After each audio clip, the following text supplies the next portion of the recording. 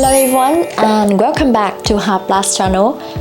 You should be very careful when moving fragile items like cup, vase, glasses and ceramic platters. There's a solutions. Use plastic bags. Grab fragile belongings in bags before putting them into moving boxes. You can also wrap up some of your plastic bag into little balls to keep around the items. This keeps items from hitting against each other and reduce wreckage.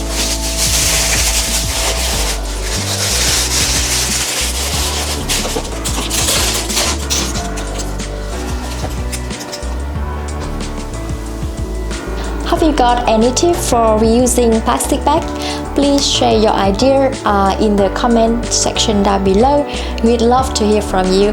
Thank you for watching and I will see you in the next video with more interesting tips. Bye bye for now.